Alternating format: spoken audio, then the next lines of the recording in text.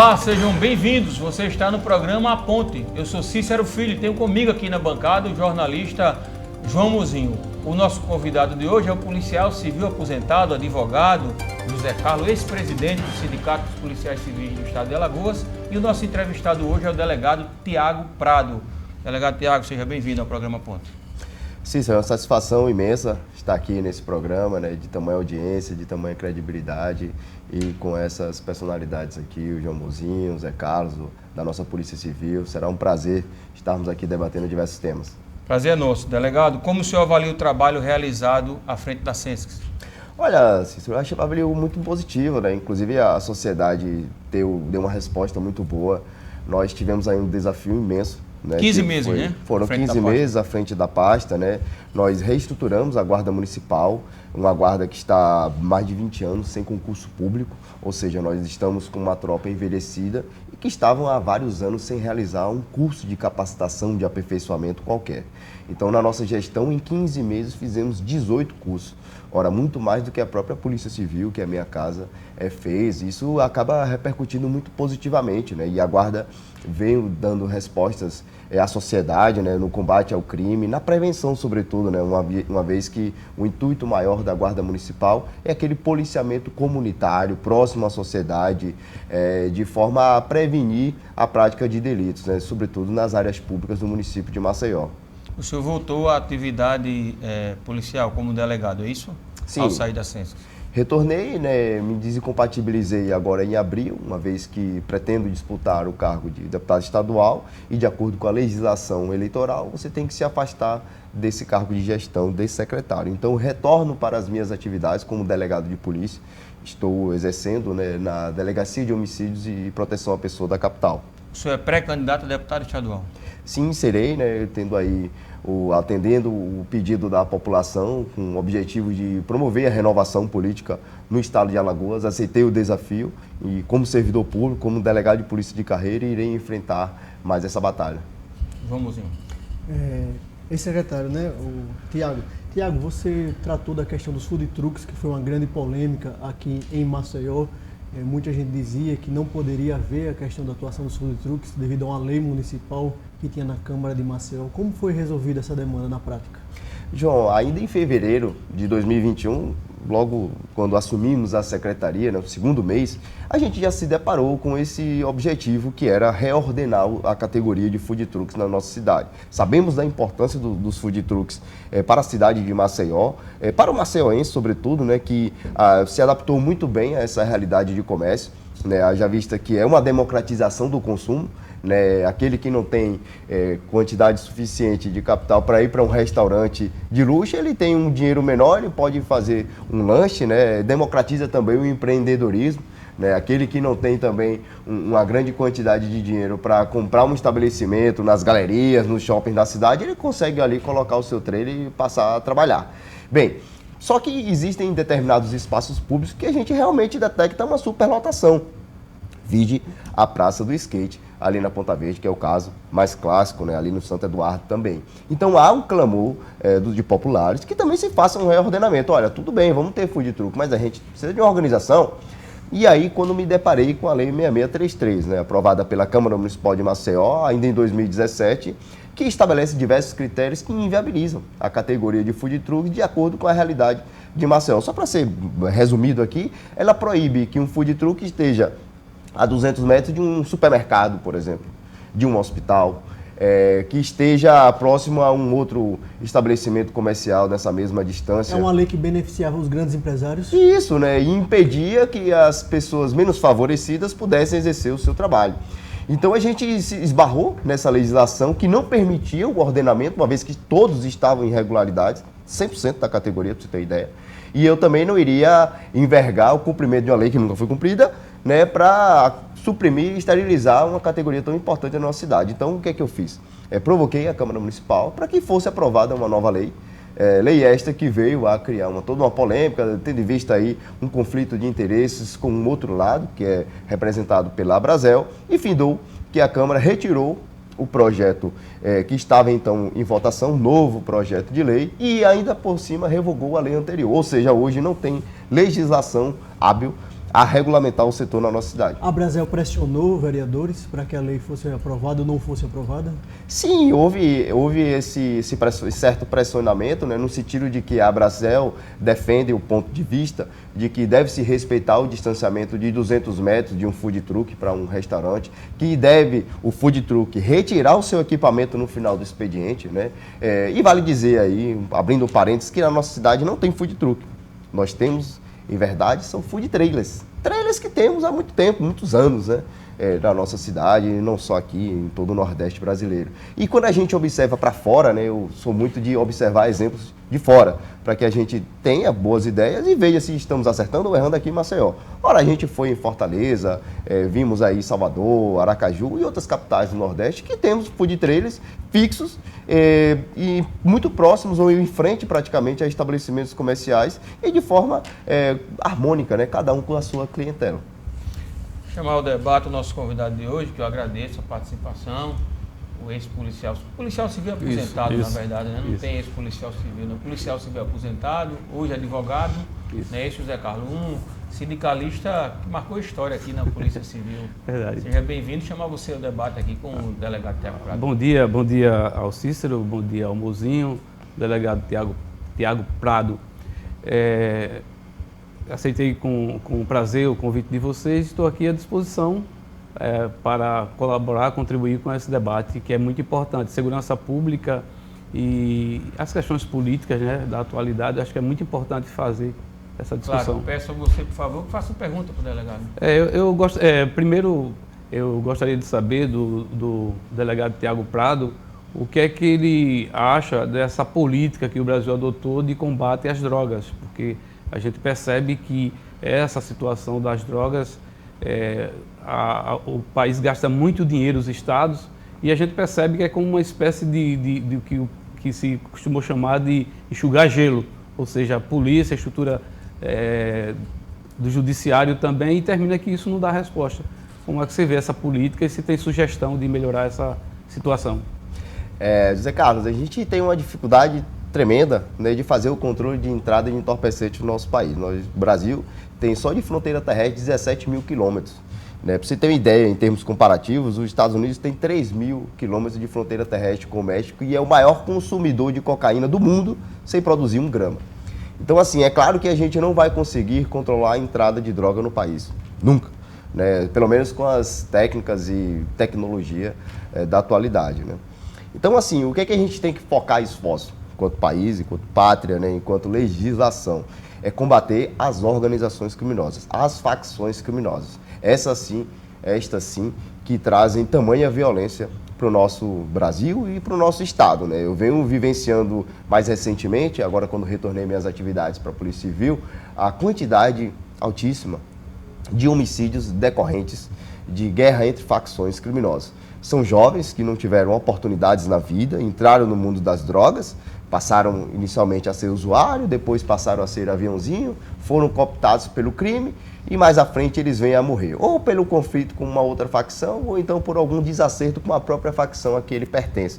Resultado, eles vêm perdendo vidas, o Estado, como você mesmo disse, enxugando gelo, fazendo diversas prisões, quando a gente, na verdade, não tem uma legislação hábil para trabalhar com isso e muito menos, aí é que está o detalhe, políticas públicas que favoreçam um jovem, que deem oportunidade para que esse jovem possa progredir na vida através da educação, do sistema de emprego, e aí não entre no mundo das drogas. Só assim a gente vai criar o desinteresse social nesse mundo sombrio do crime e dos entorpecentes. É a partir de combatendo a causa, e não lá na ponta, né, achando que a polícia vai aprender toda a maconha que entra no Brasil, que jamais irá conseguir. O sistema punitivo, no caso, Tiago, é muito voltado para o pequeno aviãozinho, sei lá, chamam várias expressões, né? Tem um aviãozinho, uma mula, ou seja, e pouco eficaz no combate aos verdadeiros traficantes, né? Costumam dizer, né? Os traficantes estão lá na zona sul do Rio, né? Estão em Copacabana, mas as atividades normalmente penalizam mais o cara que está no morro, no tráfico, não tem isso, não? Esses que estão na ponta são os que são mais facilmente captados, né, pela polícia, né? São os aviãozinhos, né, os soldados do crime. Infelizmente, a gente não tem uma cultura muito eficaz no Brasil de combater os cabeças, as lideranças dessas facções criminosas. E vale dizer, Cícero, os verdadeiros gestores do crime não estão nem em liberdade. Muitos deles, exemplo, né? Enfim, dos cabeças das duas maiores facções criminosas que temos no país, estão encarcerados há anos. Estão aí gerindo as suas organizações criminosas, se capitalizando financeiramente e ainda determinando quem morre e quem sobrevive, e quem ascende ou decresce. Não é o reconhecimento da falência do Estado nesse tipo de política, porque o cara está preso num presídio de segurança máxima e está comandando o tráfico de droga? Sim, o sistema prisional está em falência no nosso país, né? Os estados muitas vezes não têm a capacidade suficiente de fazer essa gestão, né? Vale dizer que apenas os presídios federais são de alçada da União, enquanto que os demais, que é a regra, são de alçada do Estado, regulamentar e fazer a sua gestão dos presídios. Então, assim, o que acontece? As principais lideranças criminosas do Estado estão nos presídios estaduais, que não têm o aparato suficiente para... Mas temos muitos traficantes em presídios federais, né? Sim, temos. Também, né? Temos, mas... Beira-Mar e outros, né? Temos que, mas ainda assim, observa-se que não é suficiente para estancar, né, a gestão do crime, uma vez que ele não perde a comunicação com o mundo exterior, né? Aí se discute legislação, né?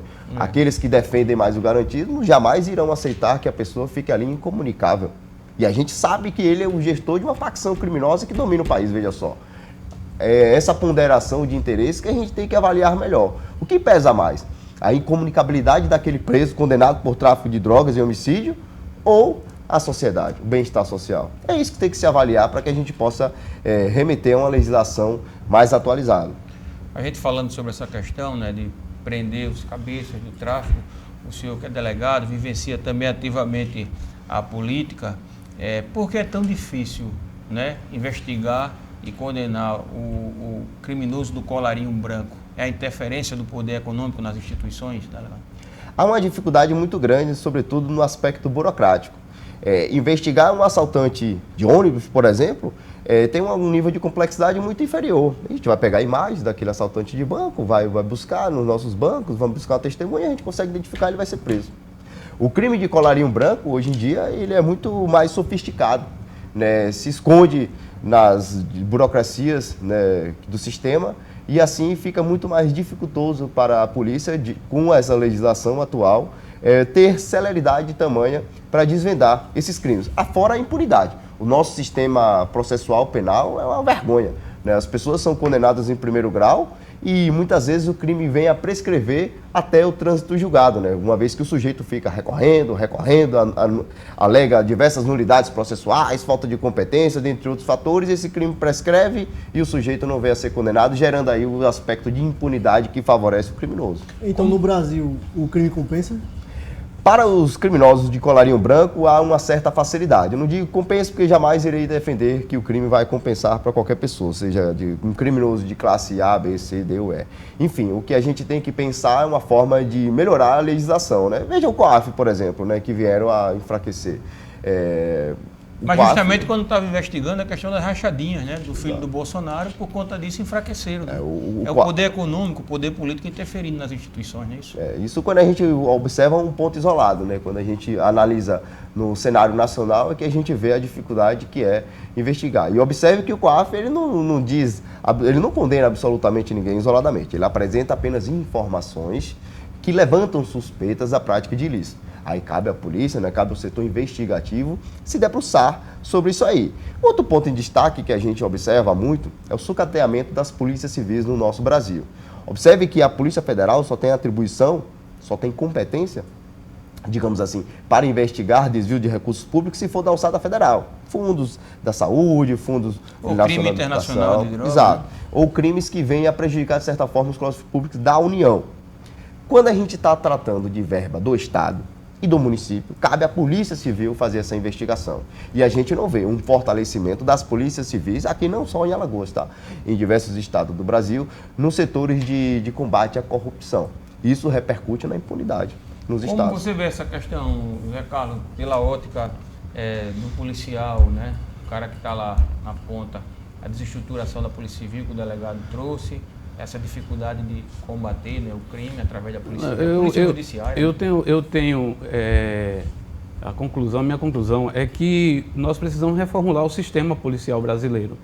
tem que ter uma reformulação profunda, porque você tem excesso de polícia, excesso de instituições policiais, né? Você tem civil, militar, federal, agora polícia penal, e você tem nos municípios as guardas municipais.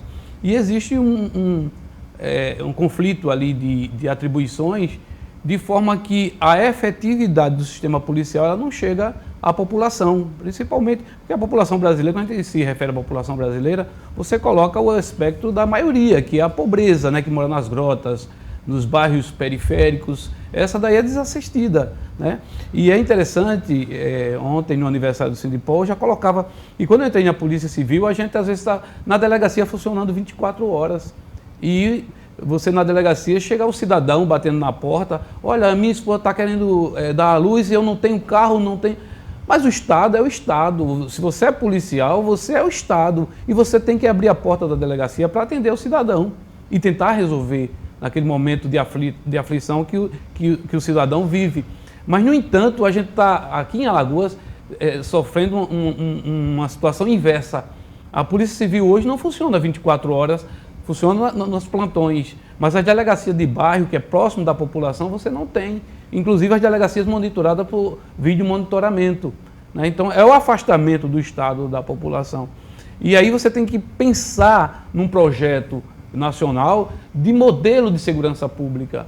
A Polícia Militar, ela traz dentro de si ainda a estrutura e a concepção de ditadura militar. Nós copiamos o modelo que é subordinado ao Exército, na estrutura, e sem garantir, inclusive, os direitos dos policiais militares, da progressão, da ascensão, da promoção pelos meios legais, né? Daí, em relação à questão das promoções, você tem dentro do judiciário uma demanda absurda para garantir esses direitos, né? Precisa democratizar, precisa desmilitarizar, precisa dar profissionalismo aos policiais, mas principalmente dar direitos, né? O policial ele não é ouvido nos seus direitos.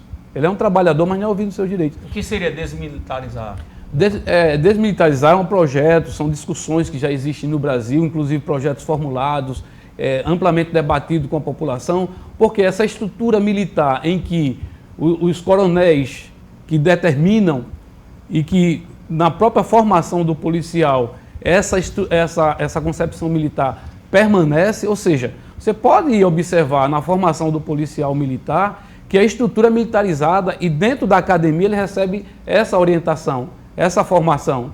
E quase sempre essa formação é para ir de encontro aos interesses da população, a forma como é trabalhada. E a população não tem controle absolutamente nenhum do funcionamento. Ou seja, quando eu digo que a maioria da população brasileira é composta de pessoas pobres, que não tem assistência do Estado, a forma como o militar chega na população é a forma que a gente vê na televisão, né? Com agressões, com pancadaria, de forma truculenta, porque a formação é nesse sentido.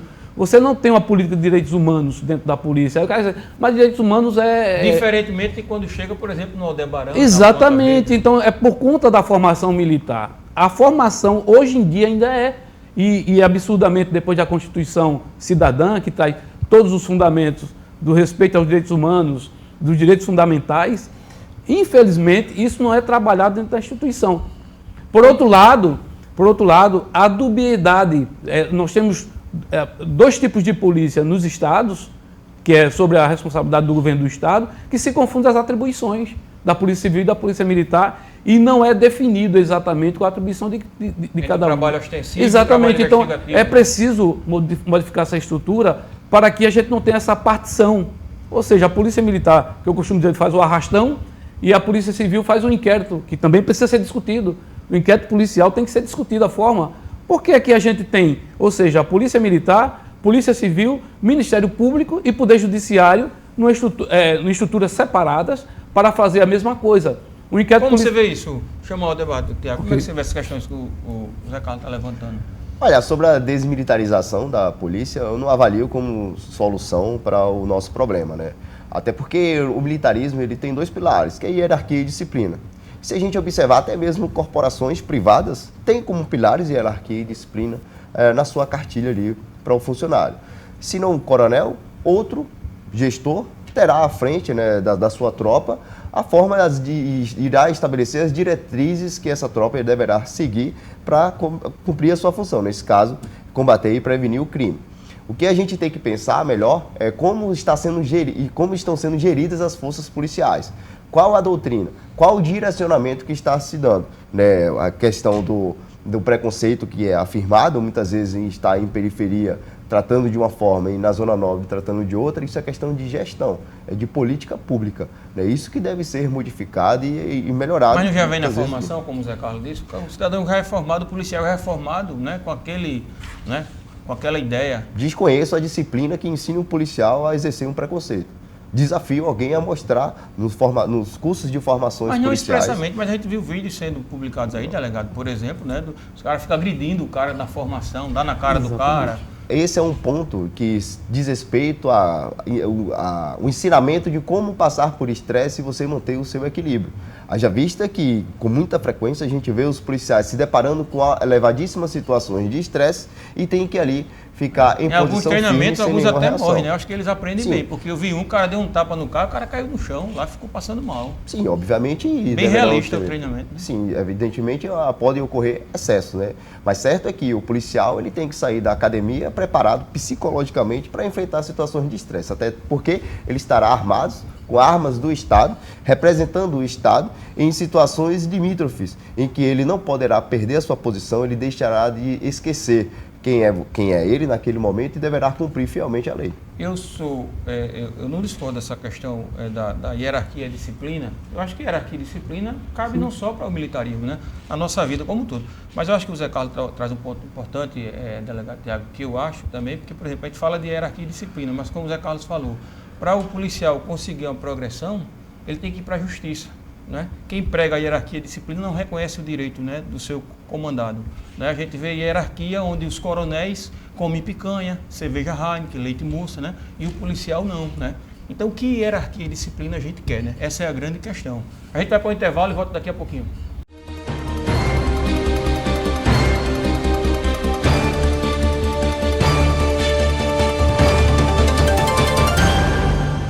Somos mais de 3 milhões de alagoanos pensando e construindo opiniões com base nas informações que não param de chegar. Hoje são bilhões de mensagens e notícias que nem sempre trazem a verdade. A Folha de Alagoas traz jornalismo de verdade, tem compromisso com a apuração dos fatos e lançou novas ferramentas. Além do portal folhadealagoas.com.br e do semanário impresso, agora você também conta com a versão digital do jornal e tem tudo disponível através de um app. Baixe o app Folha de Alagoas na Play Store e tenha segurança dos fatos. Em tempos de fake, valorize a verdade. Assine Folha de Alagoas.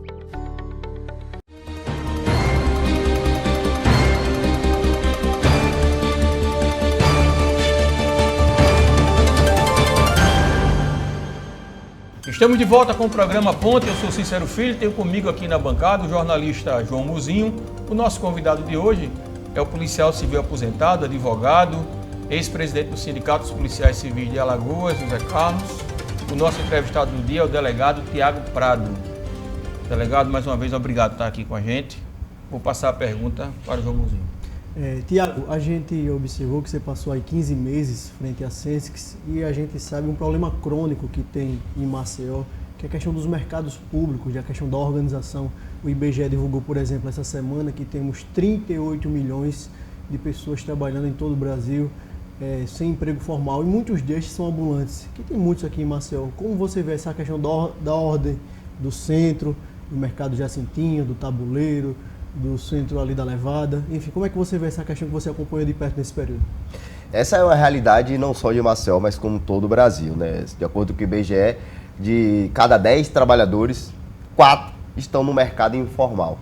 São ambulantes, são pessoas que estão com a tela ali vendendo uma capinha de celular, uma água mineral para sobreviver, muitos deles por conta do desemprego, né, acarretado aí pela crise econômica pós-pandemia. Então essas pessoas, para sobreviver, eles vão estar ali, ao entorno desses locais em que há uma grande aglomeração de pessoas, para poder exercer o seu trabalho.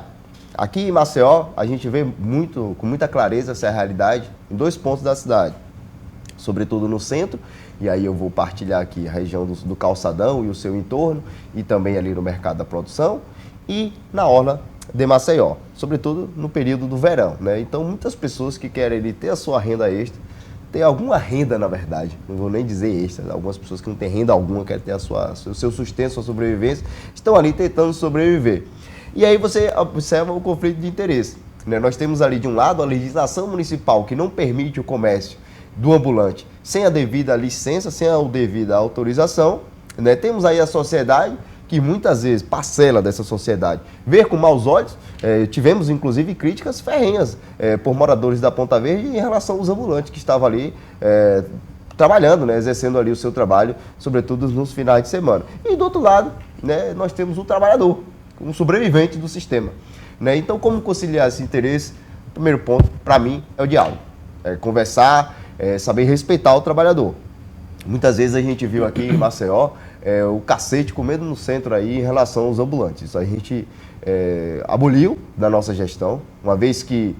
Ações truculentas das CESCs da gestão antiga. Essa não foi da nossa...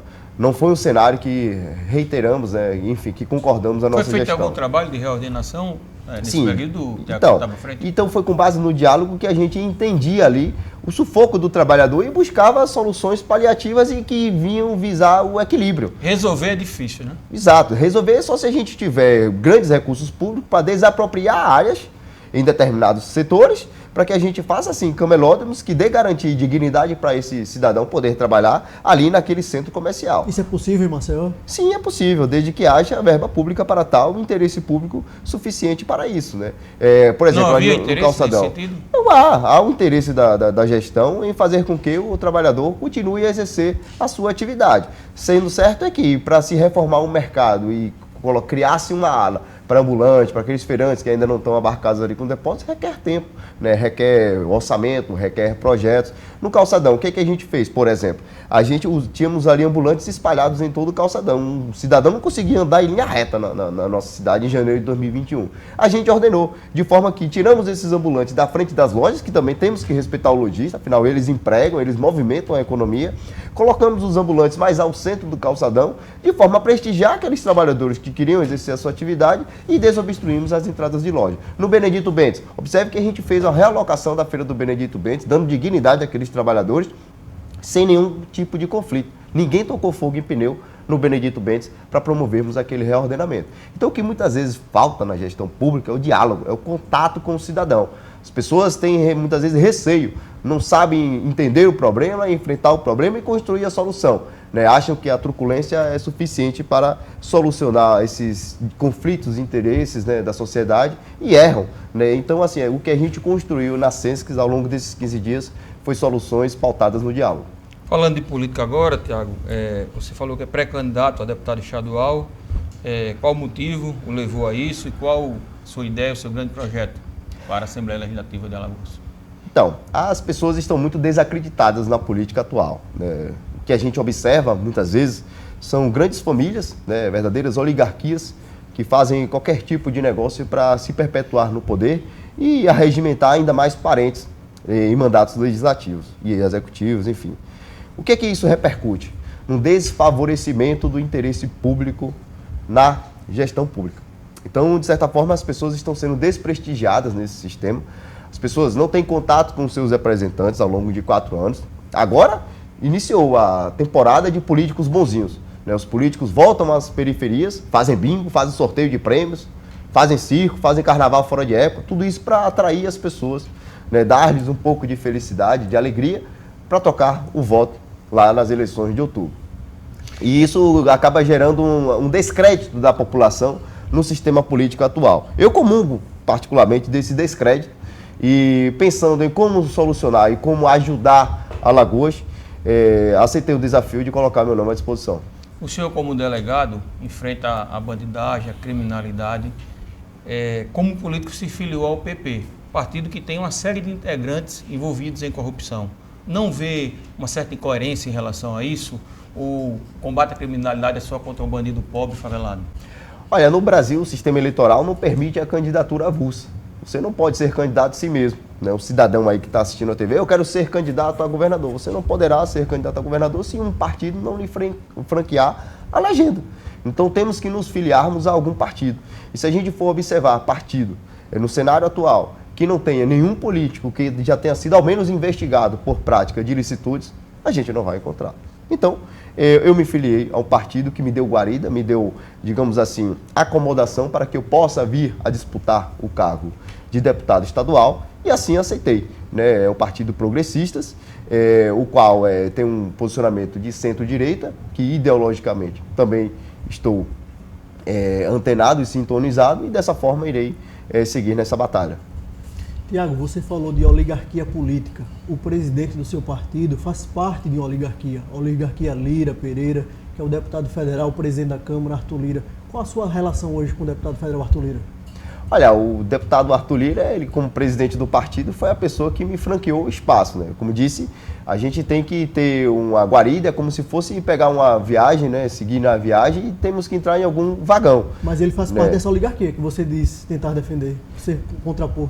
Então, o que cabe a mim, enquanto pré-candidato, é defender meus ideais, né? Os meus cenários de acreditar que como o estado de Alagoas pode melhorar. Aí avaliar se ele faz parte de uma oligarquia e essa oligarquia deve ser cessada ou não, é o cidadão que ao eleger, né, e ir no dia 2 de outubro, eleger o seu candidato, enfim, o seu deputado estadual, federal, governador e presidente da República, ele que irá fazer a sua autoanálise. Para a gente encerrar essa pauta, a presidente, cenário nacional, quem o senhor apoia? Olha, nós temos aí um Brasil polarizado, né? É certo que a terceira via não emplacou e temos de um lado o ex-presidente Lula, com seus acertos e erros, temos o presidente Bolsonaro, também com seus acertos e erros. Ao fazer essa ponderação, eu fico tranquilo em entender que o Bolsonaro teve, sim, mais acertos do que erros, uma vez que, dentre os principais erros da gestão Lula, estaria a corrupção. Eu, como delegado Você acha que não de tem carreira... corrupção no governo Bolsonaro? Pelo menos até o presente momento, nenhuma condenação foi emitida e nada foi constatado. Né? Dizer que um governo não tem indicativos de irregularidades é muito difícil. Né? E que bom que as instituições estão funcionando e apontando esses supostos erros. Certo é que na gestão do Lula, nós tivemos comprovadamente, né, desvios de verba pública e dessa forma, né, eu não tenho como compactuar e auxiliar a eleição de um candidato que já foi condenado. Agora, permita-me, delegado, me parece que as instituições estão funcionando menos agora. É pelo menos a percepção que eu tenho, posso estar equivocado. Porque durante os governos do PT, sem fazer nenhum tipo de defesa, né, a gente viu muita coisa errada realmente, mas a gente viu muita gente sendo presa, sendo julgada, condenada, né? E agora, no governo, a gente tem visto, inclusive o senhor que é da polícia sabe disso, né? Muita troca de delegado, por exemplo, né? Se vai investigar alguém ligado ao Bolsonaro, você troca o delegado, né? Como o senhor vê, inclusive, essa questão? Olha, o que a gente observa é que no governo passado a gente tinha realmente um sistema de corrupção mais endêmico, né? Estava disseminado em todos os poderes do Brasil e isso fez com que a Polícia Federal tivesse mais capacidade de desvendar talvez mais liberdade esses crimes. também, né? Então, o que a gente observa quando a gente avalia que os próprios filhos do presidente estão sendo alvo de investigação, a gente não tem por que imaginar que a Polícia Federal não está tendo liberdade. O que E a a gente... troca de delegados? O senhor como delegado, eu insisto porque é uma coisa que não é muito de respeito ao senhor. Como é que o senhor vê essa questão? Quando vai investigar alguém ligado, aí troca o delegado, tira. O próprio presidente disse isso, né? Se for para chegar aos meus, eu troco até ministro. Como o senhor vê isso? Qualquer ato de gestão, seja de direita ou de esquerda, de Lula ou do Bolsonaro, e que vá exercer a troca de um investigador, seja ele delegado, agente de polícia, porque ele está cumprindo o seu papel, o seu mistério de investigar a prática criminosa e indicar a sua autoria, eu vou ser contrário. Né? Seja do Bolsonaro, seja do Lula, seja de quem for. Estarei sempre defendendo a legislação. Claro, tem que ser contra, seja realmente de quem for, né? Esse tipo de prática eu não compactuo, seja lá no passado ou agora. Zé Carlos. Sobre esse tema, sobre essa questão? Fica à vontade. É que quando se faz o discurso que no governo Bolsonaro não tem corrupção, é claro que tem corrupção. Até porque eu tenho a concepção que governo, pela quantidade de recurso que despreende, né, pelos arrecadação de impostos, a tendência é ter corrupção. A grande diferença é você, como governo que se diz sério, você fortalecer as instituições e dar autonomia para que as instituições cumpram o seu papel. Nesse caso, no governo Bolsonaro, isso não existe, porque isso que você falou, que a manipulação, a manietação, digamos assim, das instituições, isso é claro, né? A troca de delegados, a indicação do Procurador-Geral da República, que não foi o mais votado, que enfrenta hoje uma rejeição muito grande dentro da instituição, porque chega lá os pedidos de investigação para que o Ministério Público inicie a ação penal, e o que a gente vê é um silêncio absurdo, é engavetamento. Hoje o Brasil voltou à situação de que o Procurador-Geral da República não é procurador, é engavetador-geral da República. Porque se investigar, o que é que justifica a notícia da prática de rachadinha pelo presidente Bolsonaro quando exercia seu papel de parlamentar e dos filhos, essa demora toda para se investigar? E mais, o descredenciamento, colocar o STF, emparedar o STF, quando o próprio Flávio Bolsonaro procurou o STF para trancar a ação penal que transitava na esfera da Justiça Estadual. Então, assim, você colocar as instituições, em vez de fortalecer as instituições, o presidente da República pode divergir do ministro, besteira. Eu acho que fortalecer as instituições sempre, seja qual for exatamente, o governo, então mim, nesse sentido. Independentemente, sabe, Tiago, do lado político, seja de esquerda, de direita. Claro, prezar pelo interesse público. Pelo interesse público, as coisas caminhem bem, cara. Não podemos ter político de estimação. Exatamente. E que as políticas sejam políticas de Estado, por exemplo, a Polícia Federal é uma instituição de Estado, cara, né? Isso. Governos passam, o governo do PT passa, do Bolsonaro passa. Exatamente. Quem tem que ficar é a instituição forte para defender a sociedade. Delegado Tiago, vários líderes do seu partido, principalmente Arthur Lira e Ciro Nogueira, defendem o orçamento secreto. Você é a favor dele? Olha, a gente tem que avaliar quais são as reais necessidades, né? Se esse é um mecanismo que facilita que esse recurso venha da União para a ponta, ou seja, para os municípios brasileiros, e chegue ao cidadão com realizações, né? Seja uma máquina, seja a construção de um aparelho público que vá trazer uma melhoria para o cidadão, eu estarei a favor. Mesmo que seja sem transparência? Então, não. A transparência tem de haver, e há na ponta. Sempre que chegar um recurso público em um município, e esse município irá realizar alguma compra, aquisição através de licitação, estará lá, sim, a transparência do gasto público. O que a gente não pode ter e compactuar é com desvio, né? O desvio lá na ponta, pelos municípios, de forma a favorecer algum tipo de retorno, né? Porque isso vai contra os cofres públicos e vai prejudicar o cidadão que vai estar desassistido com o recurso advindo da União. Então você é a favor do orçamento secreto? Olha, eu sou a favor das realizações das políticas públicas, seja através de orçamento denominado orçamento secreto ou não. Eu sou a favor da celeridade na prestação do serviço à população que mais precisa, que são aqueles que estão desassistidos nas grotas, nas periferias e nos povoados dos nossos municípios. A gente viveu um imbróglio aqui em Alagoas, você acompanhou bem, claro, Tiago, em relação à eleição, né, do novo governador, a eleição indireta, um momento histórico, né? Fazia muito tempo, né, que Alagoas não tinha uma eleição indireta para governador. Teve toda essa questão, judicialização. Hoje nós temos algumas candidaturas postas ao governo. Como é que você vê essa questão toda? A eleição indireta, muito embora legal e constitucional, né, está prevista na nossa Carta Magna, ela não representa fielmente, né, o interesse da população. Haja vista que não é o cidadão, né, não são lá os 3 milhões de alagoanos representados pelos seus eleitores, né, que praticamente metade desse número, que vai lá eleger o seu governador. Quem o elege são os 27 parlamentares, né, que evidentemente foram eleitos pelo povo. Ocorre que esses 27 parlamentares, muitas vezes, fazem parte de conchavos políticos, né, estão lá, muitas vezes, com busca de interesses próprios e não de interesse público. E aí, acaba deixando aquilo que seria melhor para o cidadão lá na ponta, né? Para aquele cidadão menos favorecido de lado e pensa no seu projeto de poder. Qual é o governador que vai me dar mais guarida, mais condições para que eu possa me reeleger nas eleições de outubro? Qual é o governador que vai me dar guarida para eu poder indicar um secretário de uma pasta que será cabide de emprego para que também me dê uma capacidade, uma maior envergadura política para eu me eleger nas eleições de outubro? Então, muitas vezes a gente vê com facilidade, né, que há um conchave político no sentido de que há o prestígio aos interesses particulares e o desprestígio ao interesse público.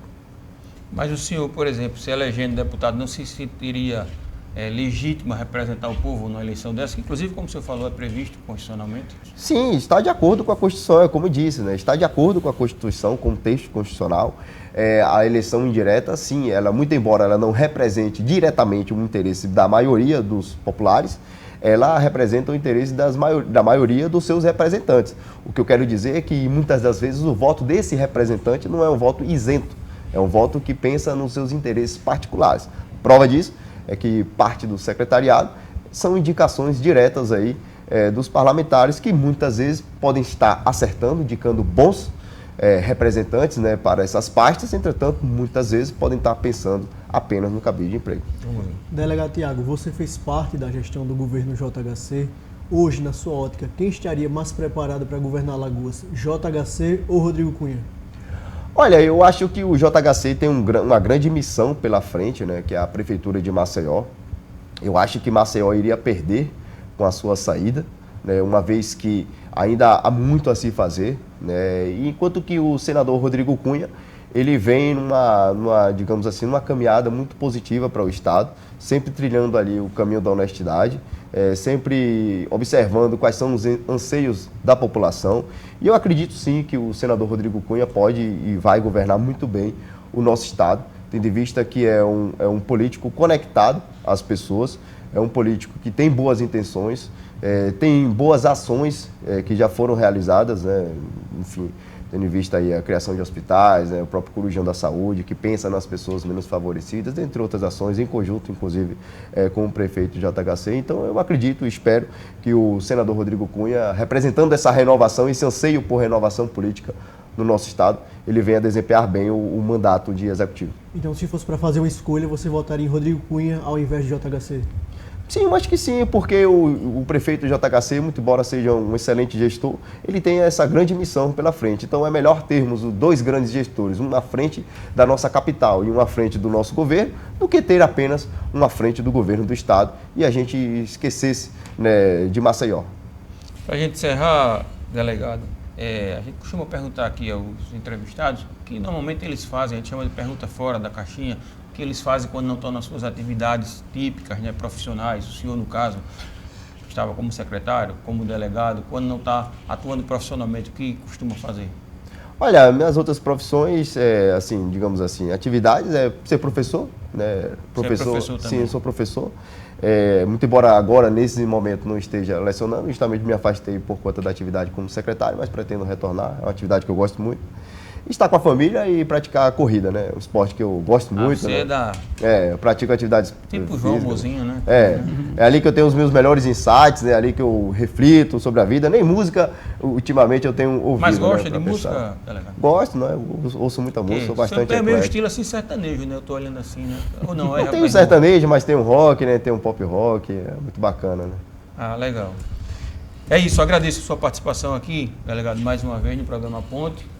Agradecer ao ex-presidente do Sindipol. Eu queria só fazer uma retificação. Na verdade, eu estou aqui como policial, mas como um dos membros do movimento de policiais antifascismo, né? Que é um movimento nacional onde os policiais têm engajamento nessa luta, porque eu acho que qualquer cidadão médio, de conhecimento médio ou baixo conhecimento, não deseja que seja cultuado no nosso país essa cultura do fascismo, né? Do desrespeito aos direitos das pessoas, da segregação das pessoas que pensam diferente. Nós sonhamos e lutamos para um país que tenhamos um país onde as diferenças possam conviver harmonicamente. Então, eu gostaria de fazer essa retificação. Não, claro, um complemento, né? E convidar aqueles que somam na luta contra o fascismo para somar conosco para a gente empreender essa grande luta no país. Agradeço, Zé Carlos, agradeço a meu colega de bancada, João Mozinho. Obrigado, Cícero. Obrigado, Tiago. Obrigado, José Carlos. Obrigado. Obrigado a você pela audiência. A gente volta sábado que vem.